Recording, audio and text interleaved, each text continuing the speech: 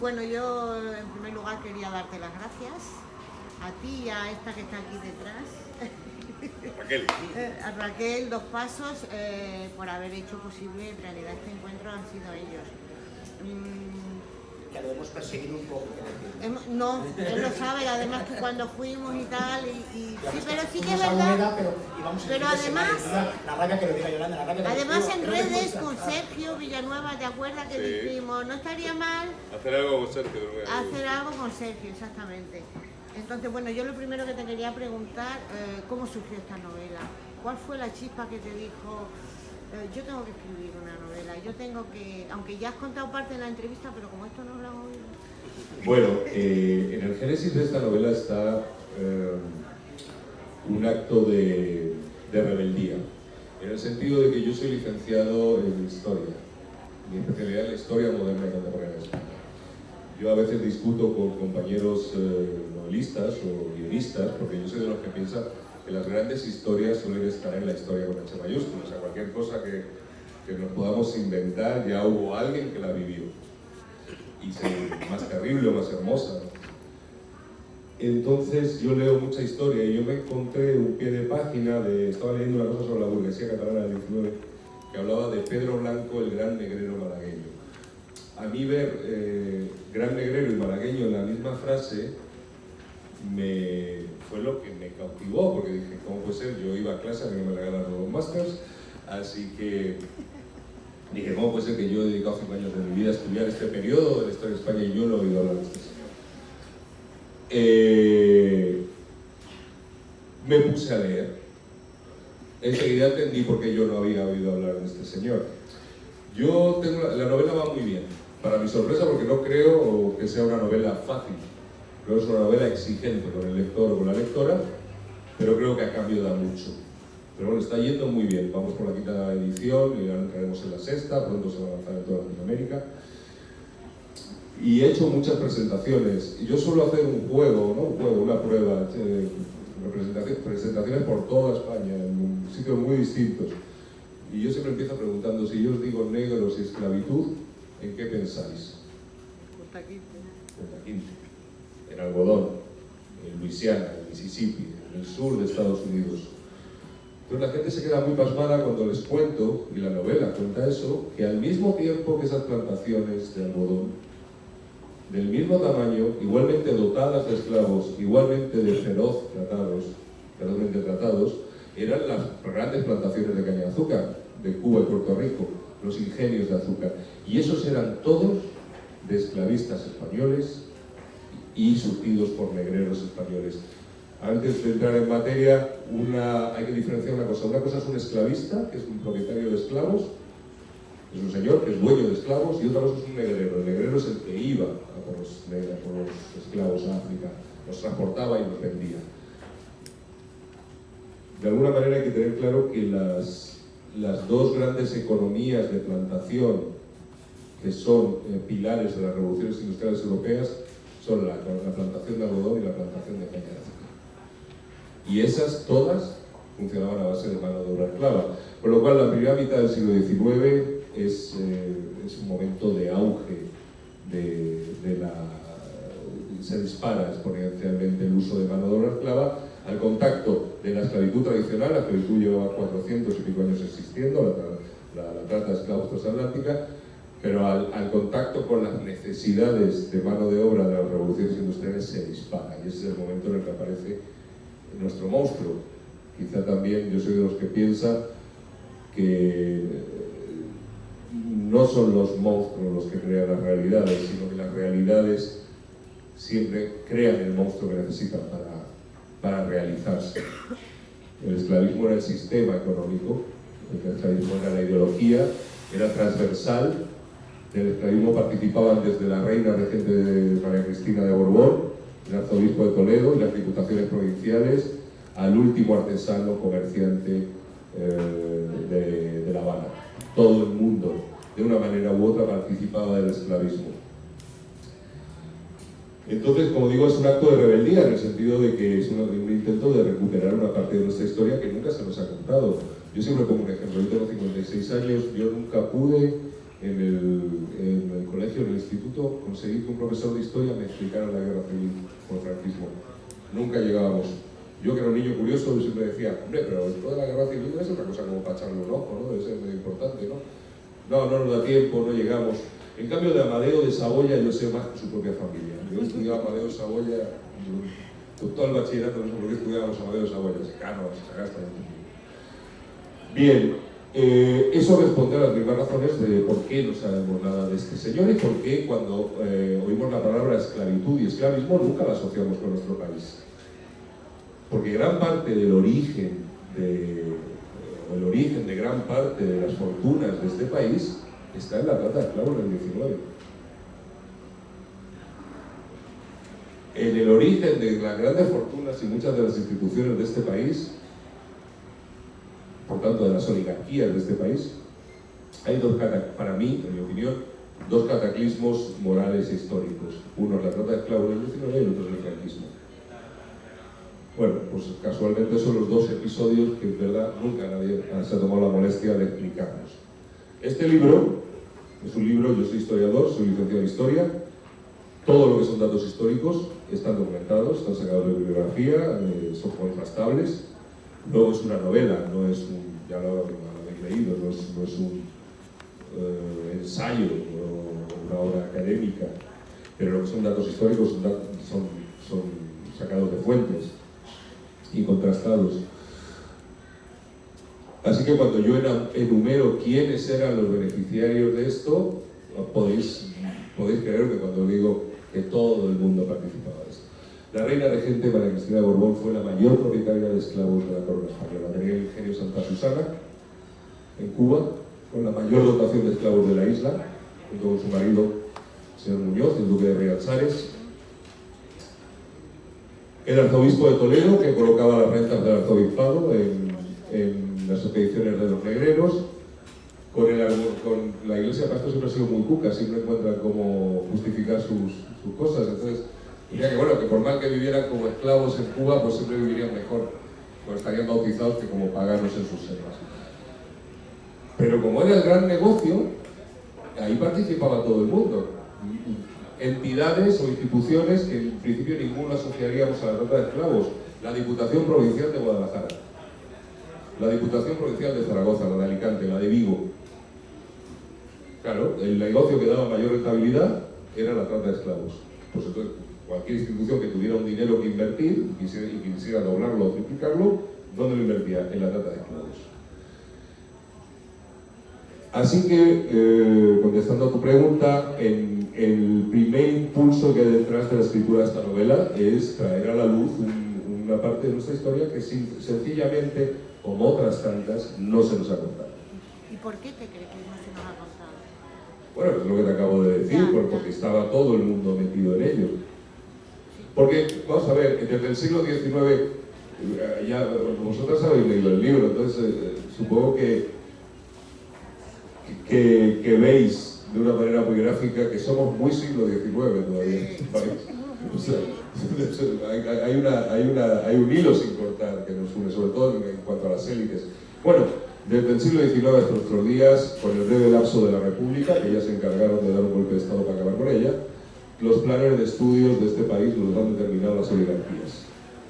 Las oligarquías han determinado los gobiernos, y los gobiernos los planes de estudios, con lo cual las oligarquías decidían qué parte de nuestra historia podíamos conocer y cuál no. Y la historia que también nos trasladaban, no la trasladaban de aquella manera, pues el Cid, que era, Cid era un mercenario que lo mismo combatía para cristianos que para musulmanes, y otras glorias imperiales que nos han pasado de una manera más mitológica que científica, ¿no? Entonces, sí, creo que el libro, en ese sentido, una de las cosas, vivimos en una era, en la era de las redes sociales, con lo cual yo creo que los autores hoy en día tenemos una cosa que antes no debía ser tan fácil, que es una devolución inmediata de las lectoras o los lectores.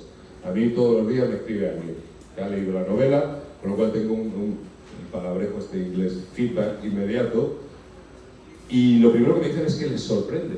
Esa es la sorpresa. Yo creo que gran parte del éxito de esta novela es que está sorprendiendo mucho a la gente darse cuenta de que este país fue profundamente esclavista. Esclavista de una manera intensa y extensa.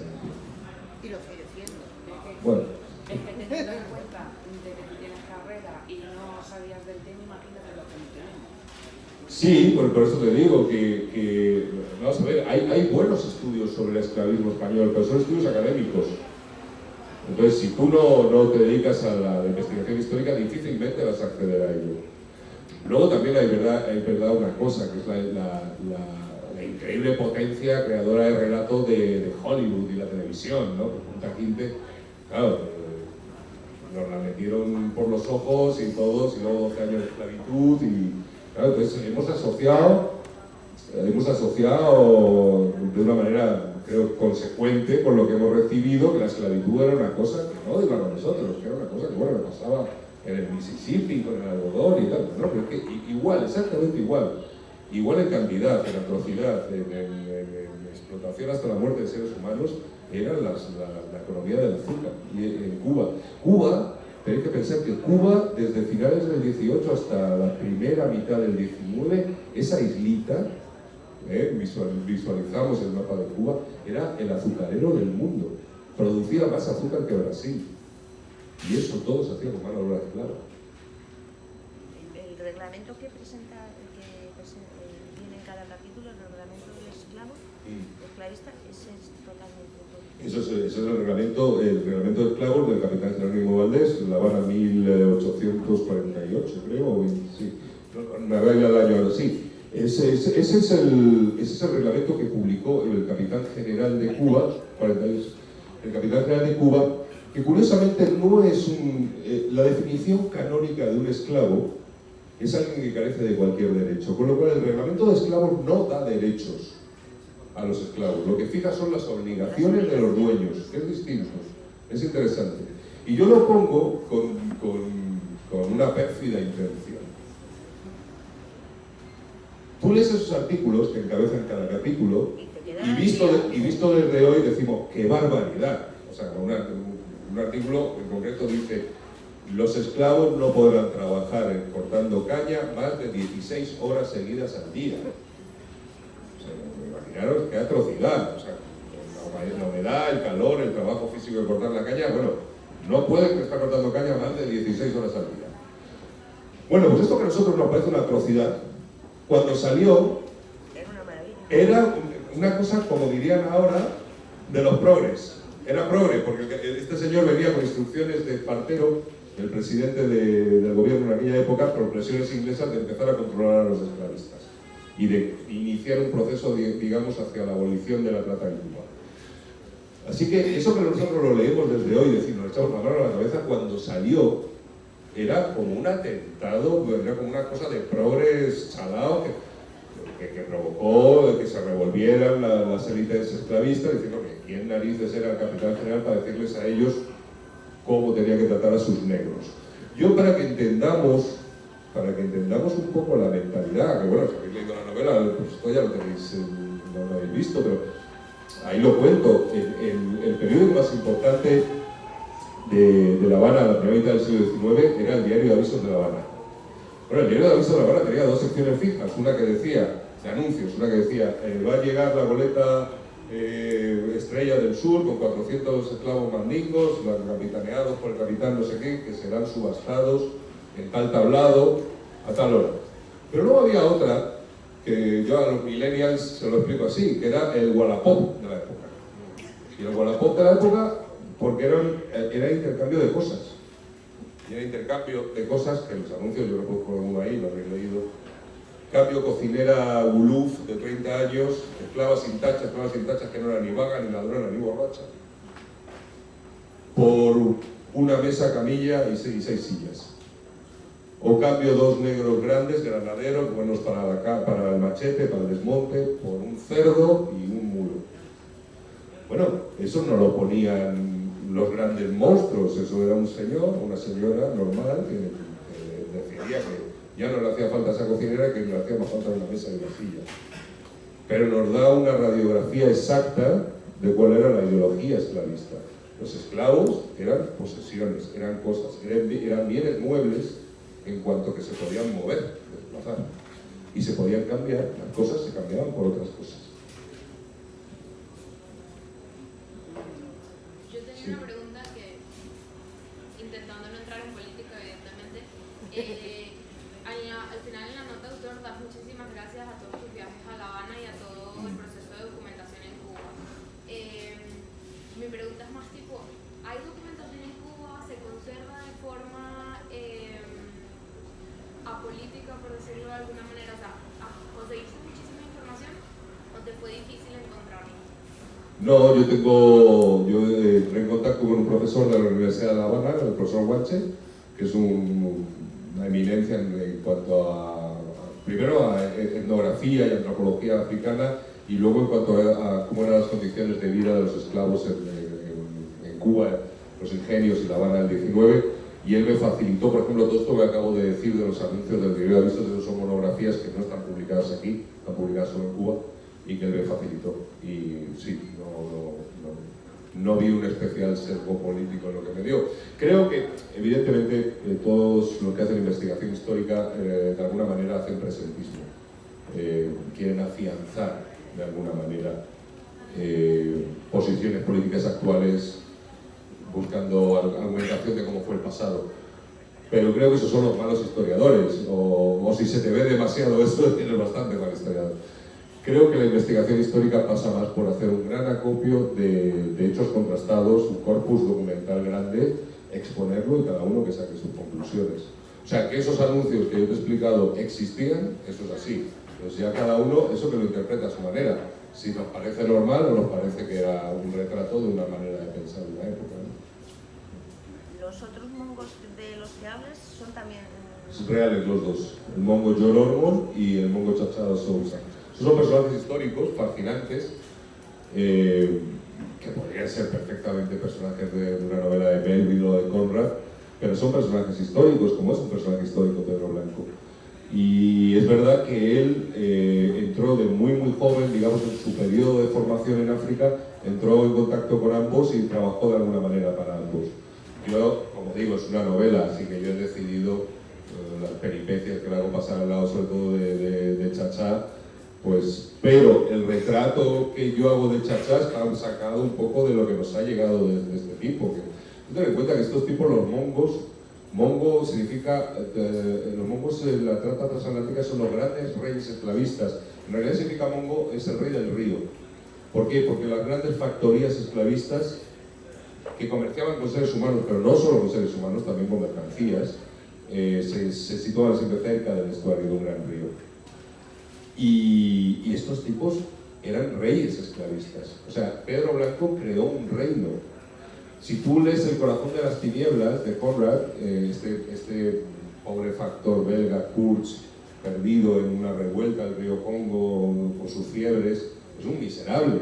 Pero este tipo no era ningún miserable, este tipo creó un reino que comprendía gran parte de lo que ahora es Sierra Leona y Liberia, exactamente en la frontera de lo que es hoy Sierra Leona y Liberia, donde, pues en la novela lo detallo, lo habéis leído, el tipo realmente estabulaba esclavos, nunca tenía menos de 3.000, 4.000 esclavos encerrados y listos para embarque, donde tenía un harén de 1.000 princesas que eran la base de sus alianzas con los reyes tribales.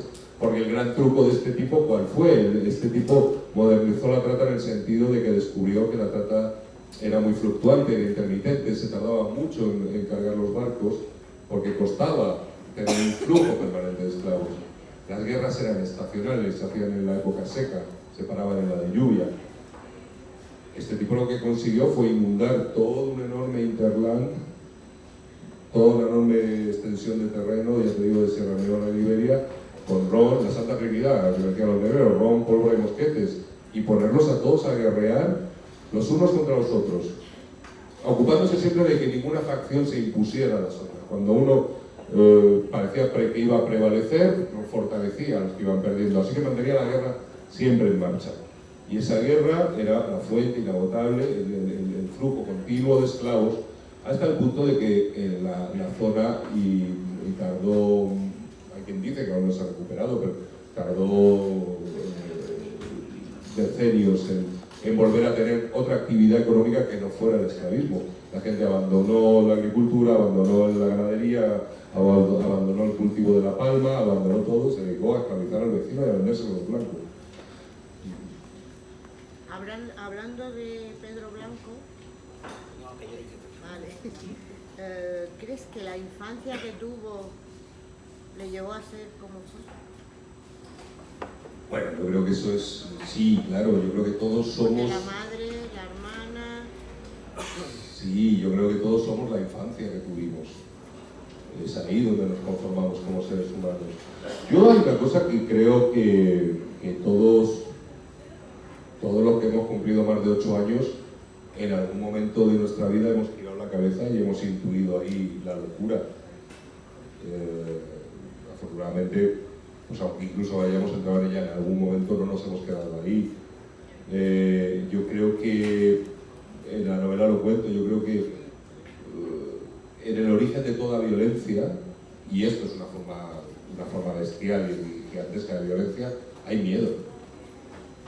Llega un momento en que el miedo dice, no voy a tener miedo, ahora voy a atacar yo, ¿no? Claro, exactamente. Cuando tú has vivido aterrado, hay un momento que pasas a ser el agresor, porque dices, pues voy a encargarme yo, prefiero que me teman a mí que temer yo, cosas así. También el miedo a la miseria, yo creo, y eso es un dato biográfico de este personaje, como digo, real.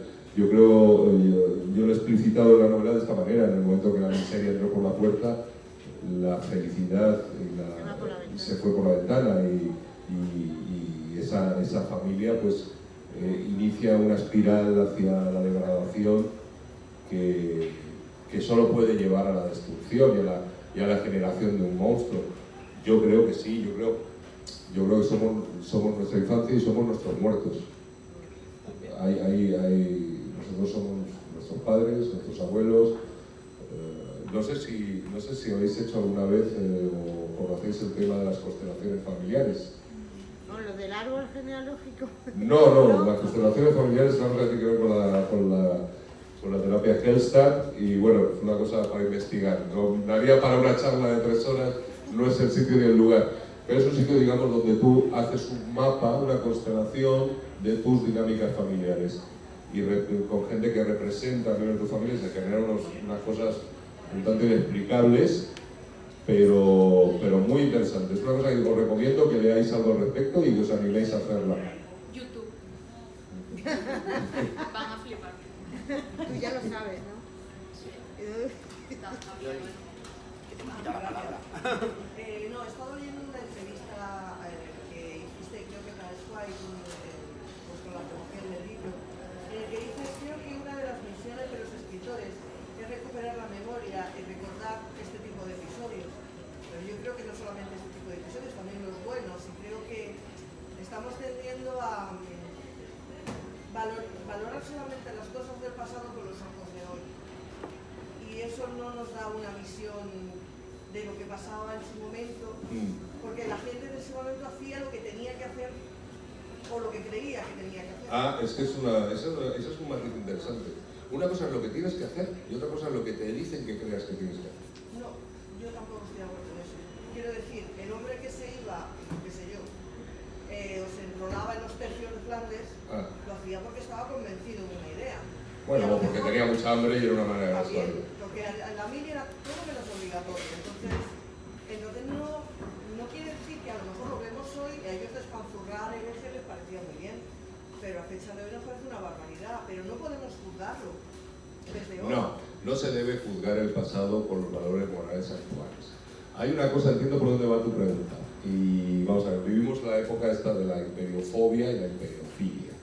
La señora esta Roca Barea, que ha escrito este libro funesto, que además todas las citas tan tergiversadas son falsas, para arrojar una visión idílica de decir que bueno, que nosotros éramos muy buenos y que todos los demás nos odiaban porque éramos un imperio. Bueno, vamos a ver. Vuelvo a lo de antes, la historia no es ni buena ni mala, es la que es.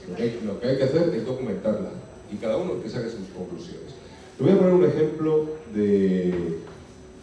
El otro día salió una conversación, es un ejemplo interesante, de lo que yo entiendo que debe ser la aproximación a hechos históricos. En esta pelea, que en el fondo es una pelea entre una visión nacionalista de nuestra historia, perteneciente a la derecha, que es la imperiofilia, todo lo hicimos bien y no podemos mirar el pasado, y aquellos señores, bueno, y llevaron la religión y el español, y no sé qué, y la imperiofobia, que para mí tampoco es tan rechazable como el otro, porque es una visión antinacionalista.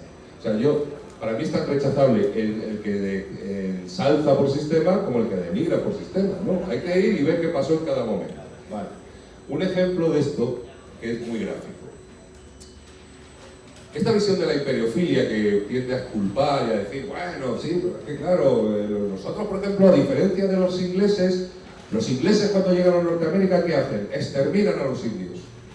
A los apaches y a los comanches, a todos estos los machacan, los exterminan y no quedan. Nosotros, en cambio, llegamos allí y nos mezclamos con los nativos y creamos una nueva cultura híbrida o mestiza. Sí, pero eso no es porque nosotros fuéramos mejores que los ingleses. Entonces, vayamos al análisis histórico. Los ingleses, cuando llegan a Norteamérica, se encuentran con tribus neolíticas de cazadores-recolectores que no tienen implantación territorial fuerte.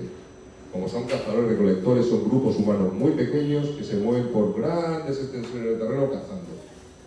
No tienen capital, no tienen ejército, no tienen lenguaje o cultura escrita, no tienen estructuras religiosas fuertes ni políticas fuertes. Es muy fácil barrer a esa gente. No tienen la obligación de mezclarse con ellos y lo hacen. Cortés, cuando por fin conquista Tenochtitlán en 1521, mira a su alrededor y lo que ve es una capital con una cultura fuerte, un sistema religioso fuerte, un sistema político y una oligarquía establecida fuerte, con un idioma fuerte y reglado, y que tenía más población, Tenochtitlán tenía más población en esos momentos que Sevilla, que a su vez era más grande que Londres o París. Así que, si tú te quieres quedar allí, miras a tu alrededor y ves que eres uno entre 1 millón, ¿cuál es la solución?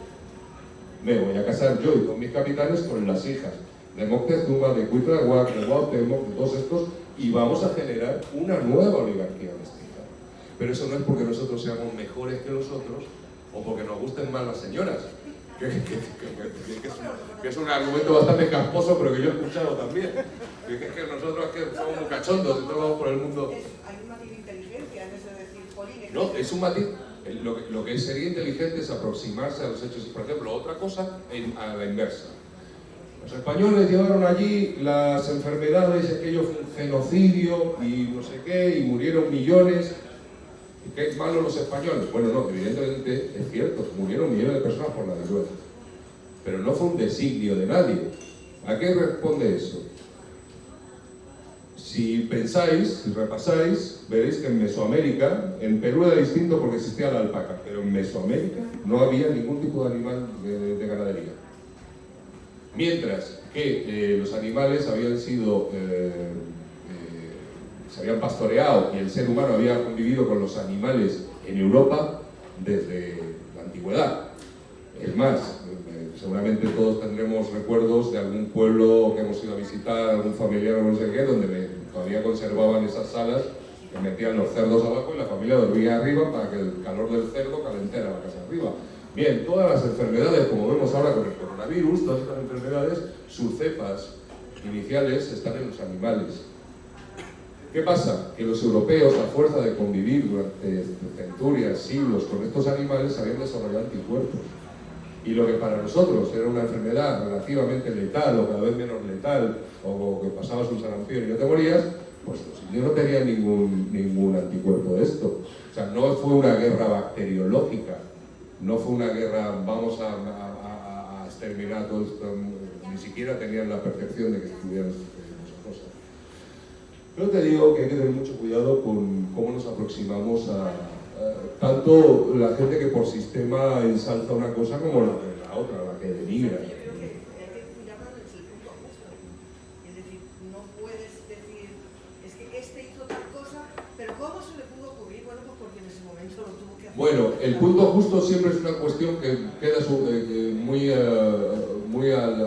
pendiente de la subjetividad de uno, de lo que uno considera que es justo. Yo creo que más que desde el punto justo, la cosa hay que verla desde diferentes puntos.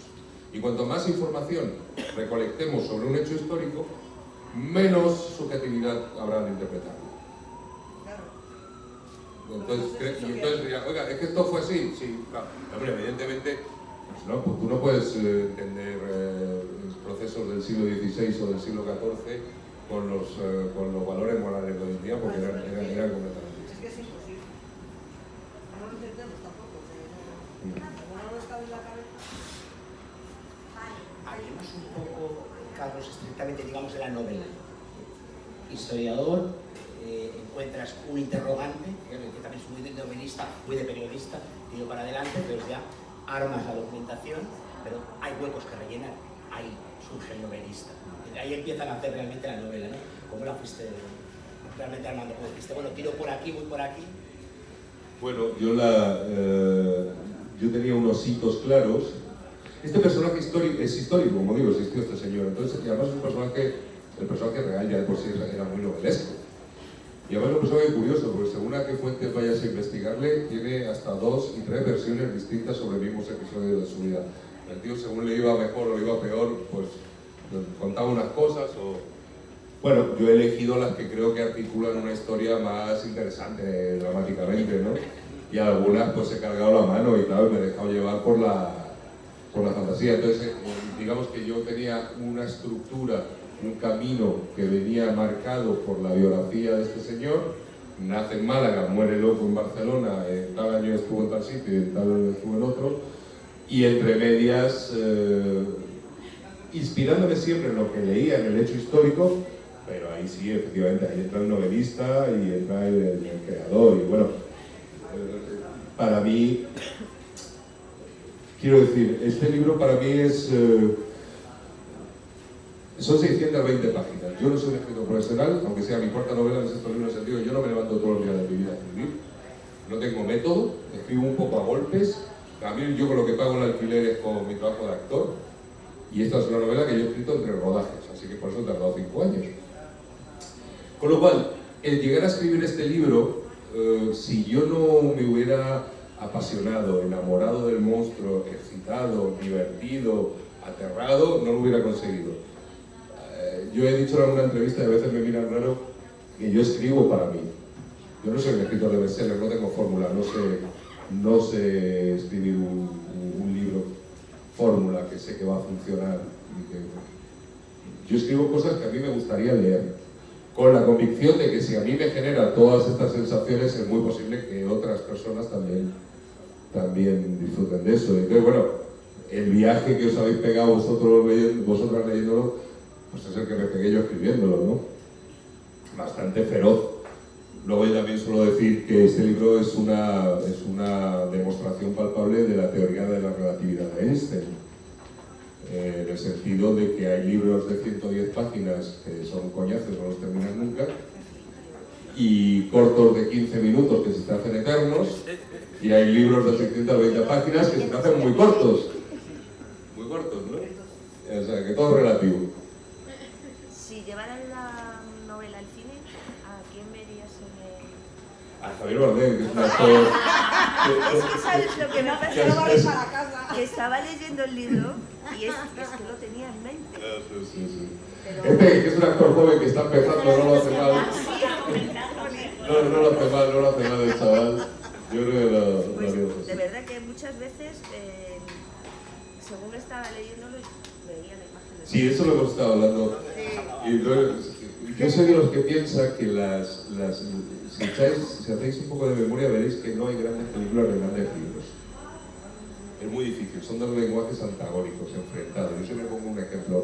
Alguna vez que me han dicho que en una charla sobre cine y literatura, me digo, a ver, Madame Bovary, de Flaubert, esos monólogos interiores de Emma Bovary, donde repasa el amor, la fidelidad, todo lo humano, que son 17 páginas de monólogo interior. Tengo un amante. Eso en cine es una señora que mira así, con cara así pensativa, por una ventana en la que golpea la lluvia y entra la música. Ya está. Y ahí te has cepillado las 17 páginas. Por eso yo creo que no hay grandes adaptaciones al cine de grandes libros. Hay muy buenas películas de libros bastante más mediocres. Pero esta, hombre, lo que estamos en tratos para ver si se hace una serie. porque creo que una serie de temporadas con capítulos sí permitiría ser más fiel, conservar la riqueza de escenarios y de personajes que tiene la novela, ¿no? O sea, la habéis leído, o sea, es África, Málaga, Barcelona, La Habana, barcos, la selva. Me parece La Peste, o sea, la serie La Peste así, de esos barcos cuando entraban, eso. No, para eso Es que una tu serie, novela, una serie para trabajarla. Sí, sí. Es que quizás por tu faceta también de actor es también muy visual cuando trabajas ¿no? Bueno, yo siempre digo en las presentaciones que yo hay cosas como escritor que hago mal, y esas no las comparto nunca, no las voy a decir, y luego hay algunas que hago mejor. Y sí soy un escritor con cierta mano para lo sensorial. Creo que es una novela en la que se huele, se siente, se oye y se saborean cosas por momentos muy fuertes también. Sientes el miedo también. El barco, Hay, como decía, en estas épocas de devolución inmediata por parte de lectoras y lectores, hay dos cosas que me ponen muy feliz cada vez que me las dicen. Una, por momentos he tenido que apartar la mirada del libro, pero luego he vuelto, porque es verdad, es un libro. Yo no creo que se pueda escribir una historia sobre esto con medias tintas o dulcificando. Y otra que me hace muy feliz es gente que me dice: he tenido que sacudir la cabeza porque me estaba empezando a llevar a su terreno el negrero me estaba empezando a caer bien. Que enlaza con una cosa que está hecha conscientemente, que es la creación del monstruo. Y ahí sí me puede haber influido mi faceta de actor. Yo, el ratillo que llevamos aquí, habréis visto que soy... ¿Qué pasó?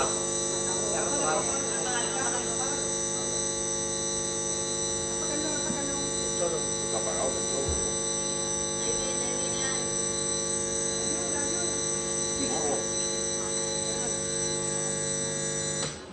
Ya está. Bueno, mira, como soy actor, vamos a proyectar. Entonces, lo que sí me ha ayudado en mi formación de actor y del ratillo que llevamos aquí juntos, habéis visto que soy una bellísima persona, un tío muy simpático. Pero yo siempre interpreto grandes hijos de perra en el cine, señores muy malvados. Muy malos. Entonces, ahí aprendes una cosa. Si yo, cuando preparo el personaje, digo, es el malo, lo hago plano, lo hago unidimensional, hago un cliché, no es interesante, se convierte un poco en un cómic. Lo interesante es añadirle humanidad al monstruo, es empezar a buscar sus contradicciones. Este libro tiene una originalidad, creo, que es que hay mucho escrito, mucho hecho sobre la esclavitud desde el lado del esclavo. Eso, por supuesto, está aquí. Tú no puedes escribir sobre esto sin retratar eso. Pero es original en el sentido de que aquí el protagonista es el negrero, es el monstruo. A mí me interesaba, en la génesis del libro también está un deseo de conocer, de investigar algo. Y en este caso era el ejercicio del mal absoluto. No hay una relación más desigual entre dos seres humanos que la que hay entre un amo y una esclava o un esclavo, ¿no? Pero yo no creo que los monstruos sean monstruos 24 horas, 7 días a la semana. Hitler, ejemplo paradigmático del monstruo, pues sentía debilidad por su perra Blondie, le gustaba mucho, y era muy cariñoso con los niños, parece ser. Creo que cuando tú haces al monstruo absoluto y total, lo simplificas y lo vuelves aburrido. Lo interesante es ver que el monstruo es un ser humano, porque yo creo que la función en la narrativa de un monstruo es servirnos de advertencia.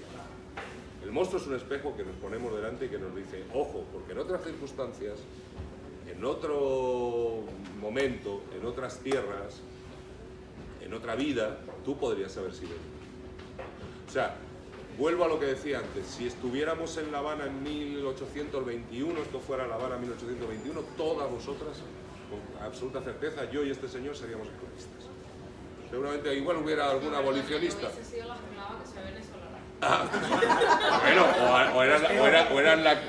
o eran la criolla que tenía los esclavos.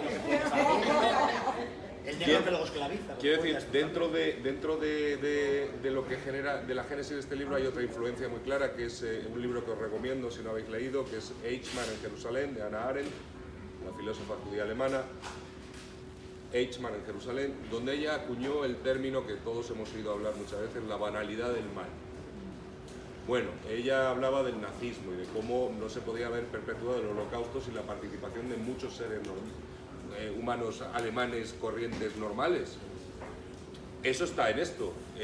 Tú no puedes perpetrar una atrocidad como es la esclavitud contra millones de seres humanos durante muchísimos años, durante siglos, sin la participación consciente o inconsciente, cómplice o complaciente de millones de seres humanos normales, de nosotros.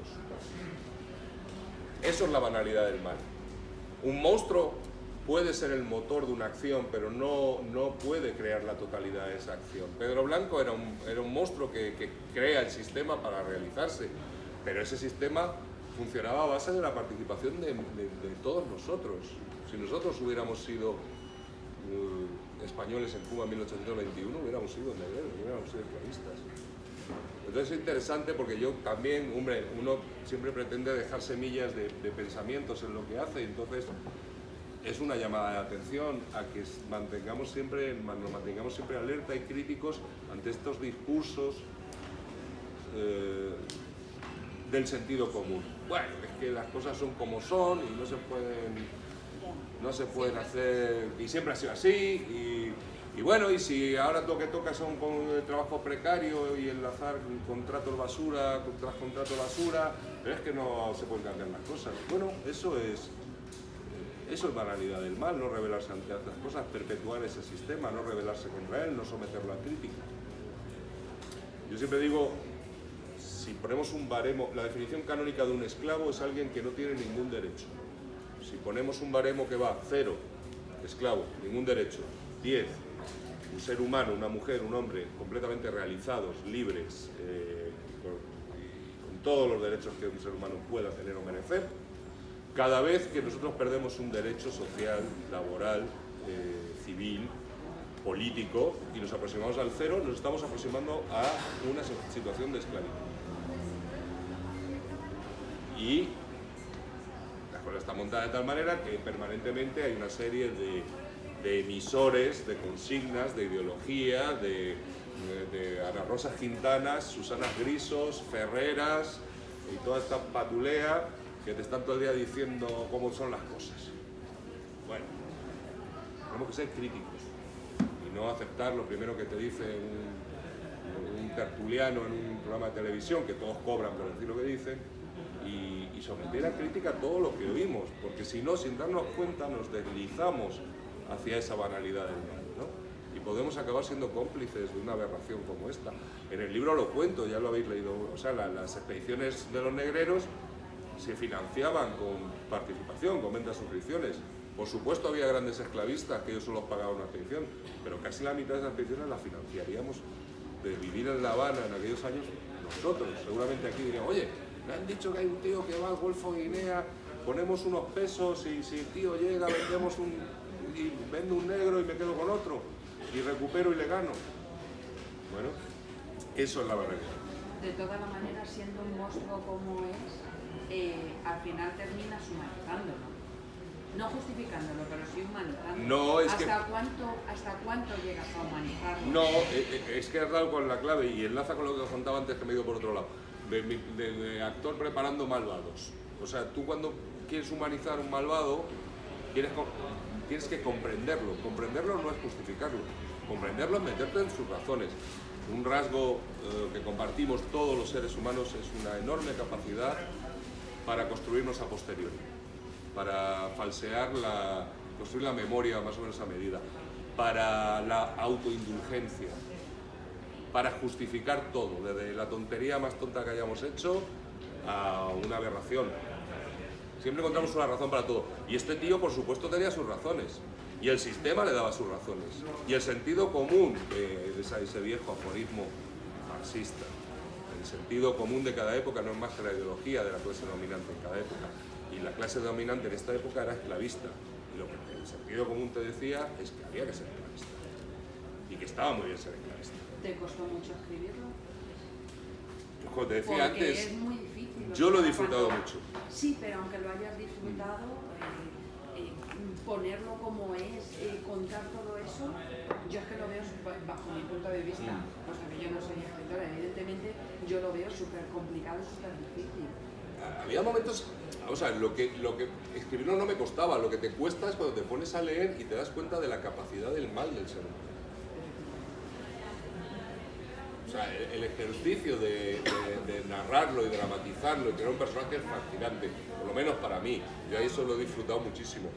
Lo que era terrible es cuando tú dices, bueno, vamos a ver, ¿cómo transportaban a esta gente? Y empiezan a hacer así y dices, no me lo puedo creer. Pues sí, pues así se hacían las cosas.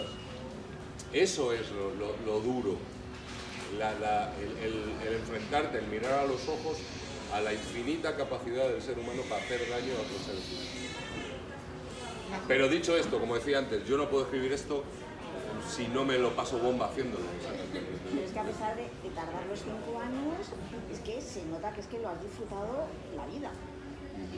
Que lo has disfrutado mucho. Y cómo hablas del libro y cómo hablas de este monstruo que nos has estado describiendo, pero te lo has pasado pipa. Sí, aparte, hombre, eso ya son valoraciones absolutamente subjetivas y personales que yo no me atrevería a hacer extensible a nadie más. Pero yo sé que yo soy mejor persona después de haber escrito este libro. Sí, posiblemente sí. O sea, yo creo que salí mejor persona. El Carlos que pone fin es mejor que el Carlos que puso la primera. Porque claro, te has dado cuenta de todo lo que ha pasado. No, le estaba dando vueltas al asunto, ¿no? Porque evidentemente si haces una labor de documentación, haciendo con las relatas, y siempre la documentación estamos como muy de la cabeza, pero cuando te pones a rodar el personaje, hay algo de que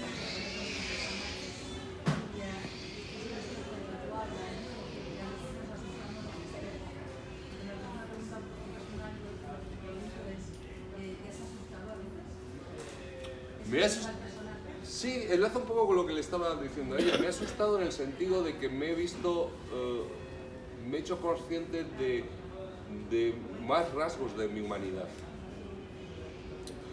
Me ha asustado porque me he puesto en la piel de este tipo y he dicho, bueno, pues si yo hubiera tenido la vida de este tipo y me hubieran pasado las cosas que a él le pasan y me hubiera criado donde y como él se crió, ¿qué podría haber sido este señor a lo mejor? Al final esto ya entra dentro de, aquí ya entramos, salimos de la pura literatura y entramos en la, ¿cómo decir esto? Vamos a ver, yo creo que tenemos una misión en la vida. Todos llevamos, como dijo no sé quién, a Hitler y a Mozart dentro. Nuestra misión en la vida tiene que ser sepultar a Hitler y darle de comer a Mozart. Entonces yo cuando me puse a investigar la vida de este tipo y a novelarla y a buscar información, lo que descubrí es que digo, bueno, es un monstruo, es que todo era monstruoso, es que yo puedo entender la monstruosidad de este tipo. No justificarla, entenderla, ¿eh? Es una gran diferencia. Justificar, entender o comprender no es justificar, nunca podría poner justificar lo que hizo.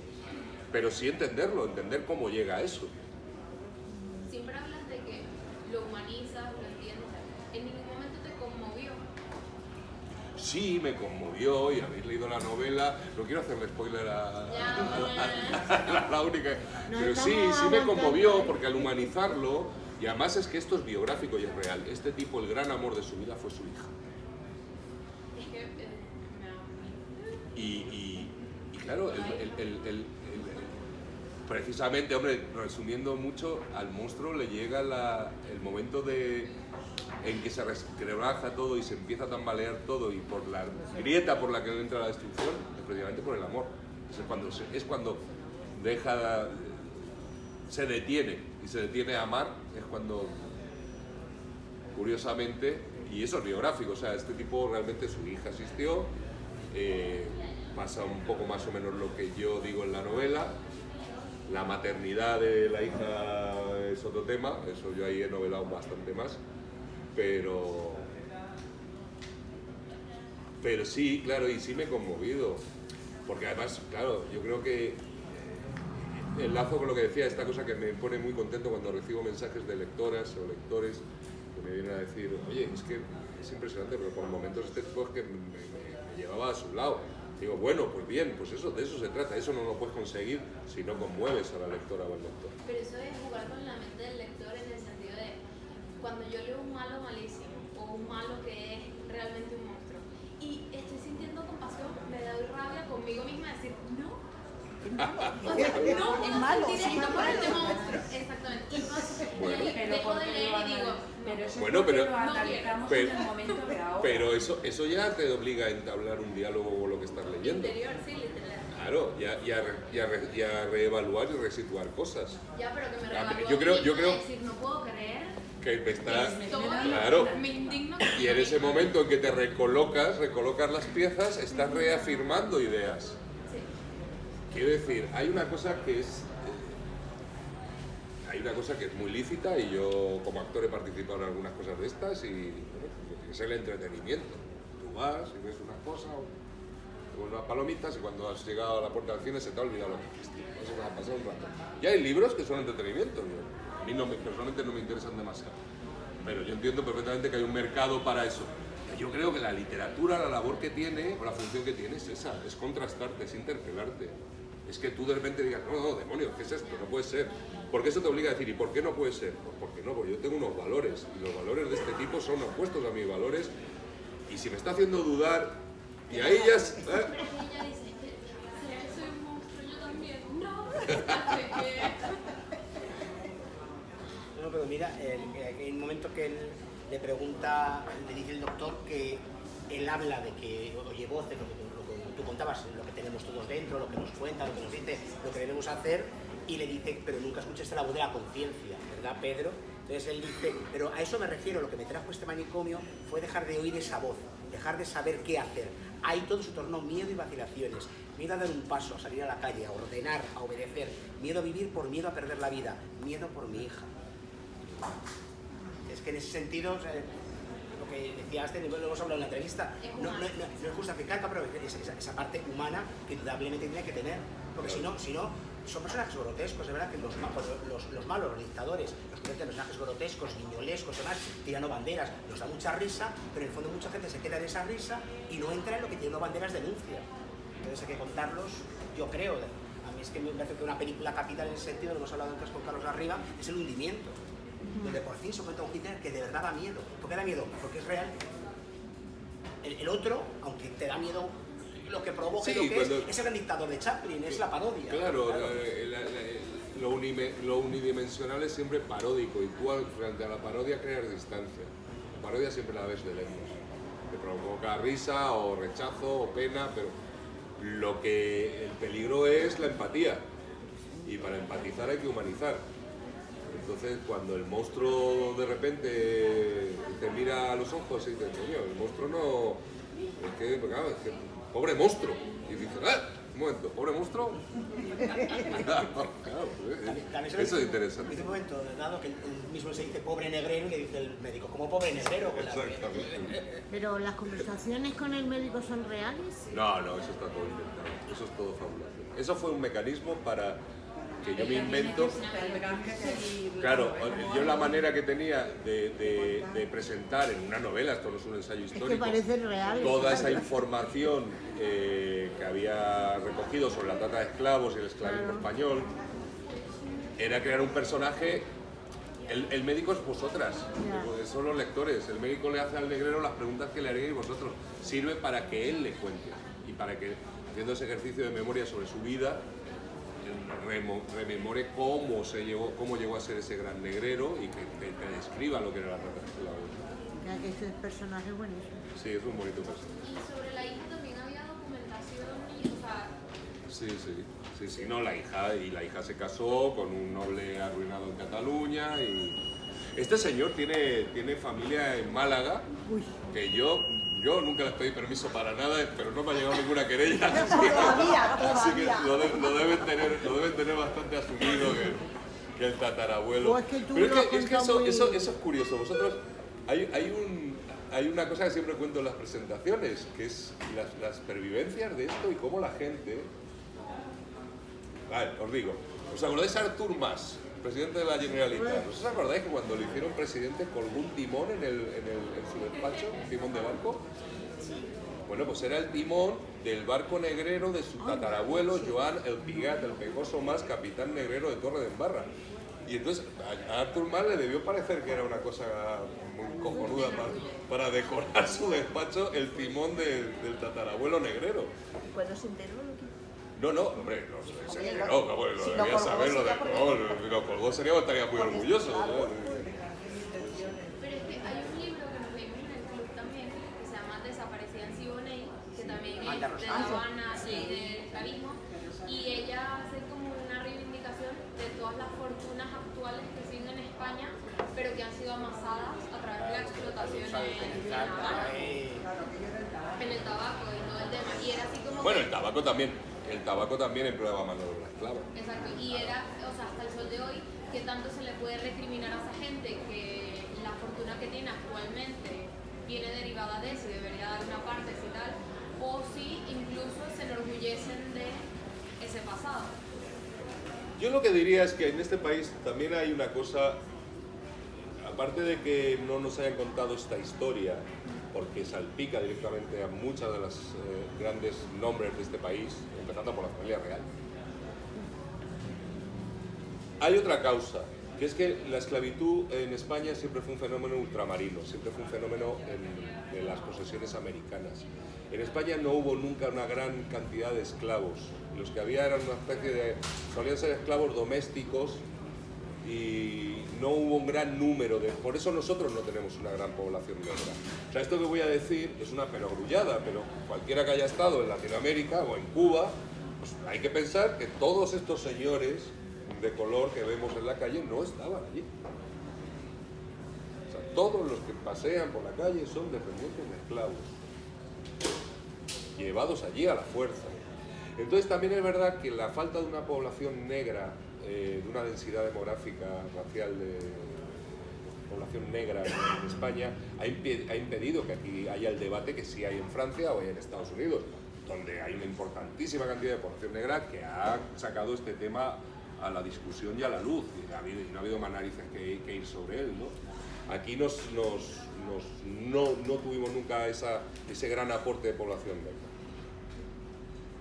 Aquí los esclavos, curiosamente, que además es una historia muy, os animo, si os gustan estos temas, a que lo investiguéis, aquí la mano de obra esclava en el campo eran sobre todo cautivos musulmanes. Y los libera el rey de Marruecos comprándolos al contado, en 1787, creo. Que mandó al cónsul y dijo, a ver, toma, ¿cuánto cuesta liberar a todos y traerlos para Marruecos? Y se los llevó. Pero no había grandes plantas, no había economía de plantación como era la del azúcar o el tabaco en España. ¿Estás ya dando vueltas al siguiente personaje de tu novela? Sí, sí, lo que pasa es que ahora me he puesto la vara muy alta. Porque... ¿No quieres decirnos nada? ¿Eh? Tipo de quién es... No, algo completamente distinto. Yo solo escribí mi primera novela, lo que fue mención especial del Nadal, era una novela histórica, Muertes Ejemplares. La siguiente era una novela basada en unos años que yo viví en Brasil. Luego escribí A la Gran Enamorado, que es una novela sobre el mundo del neonazismo y el boxeo.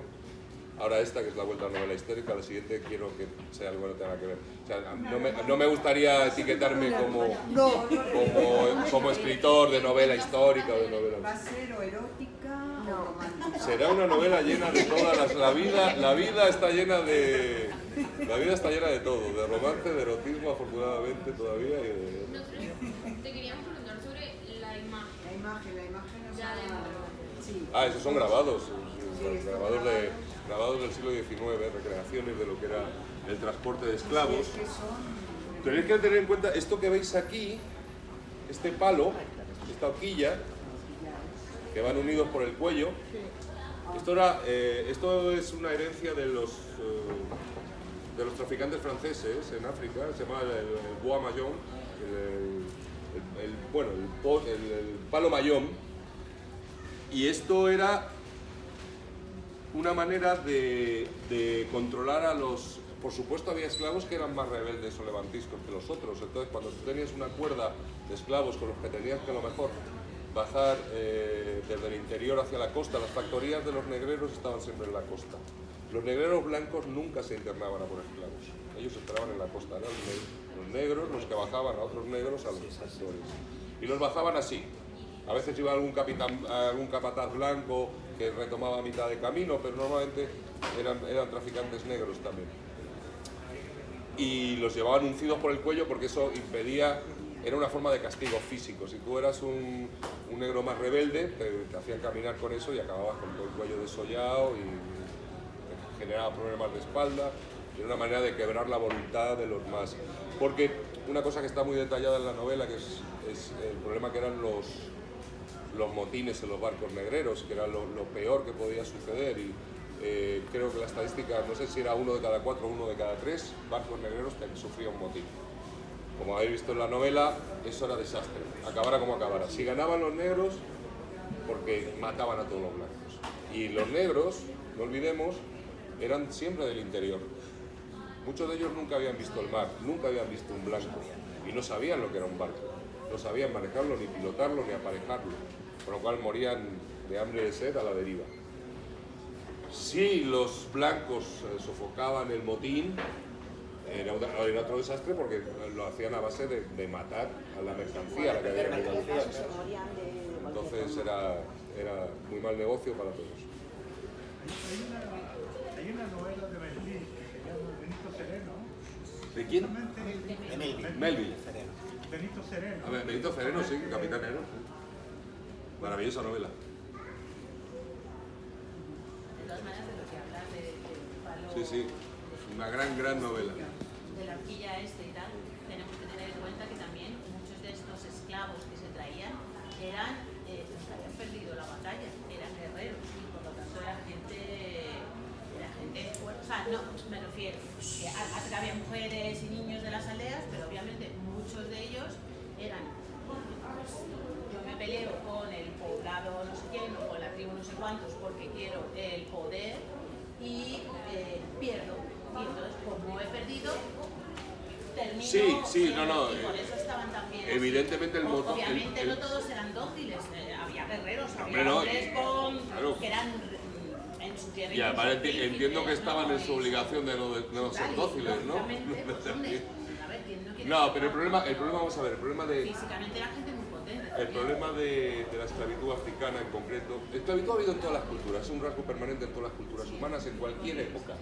Es muy gracioso porque la Atenas de Pericles, la cuna de la democracia, unos señores que se reunían en el ágora a filosofar y a inventar la democracia, pero esos eran los homoi, los iguales. Todos esos tenían todo el tiempo libre para inventar la democracia porque todo el resto de las cosas lo hacían esclavos. La esclavitud ha existido siempre. En África, en cualquier cultura africana, los cantos de los africanos hablan siempre sobre guerrear y esclavizar a la tribu enfrente.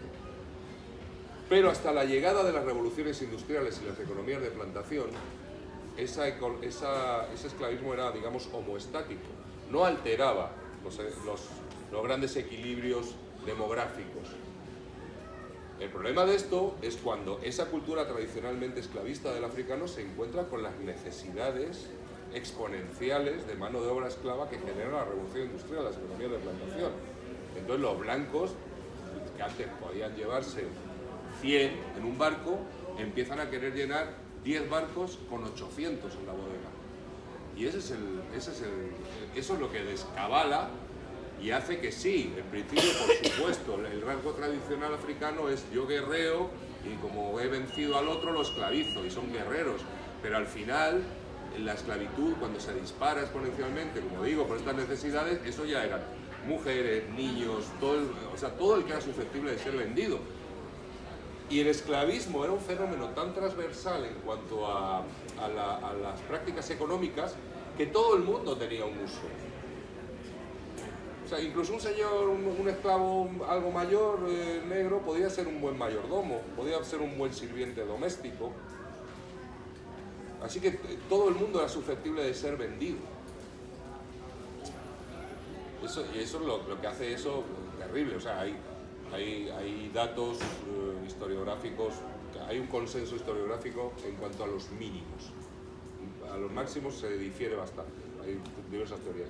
Pero hay un consenso de que la trata transatlántica fue el rapto y enviar hacia América, ya fuera hacia las Antillas, estados del sur de Estados Unidos, Brasil, a 12,5 millones de personas. Hombres, mujeres y niños.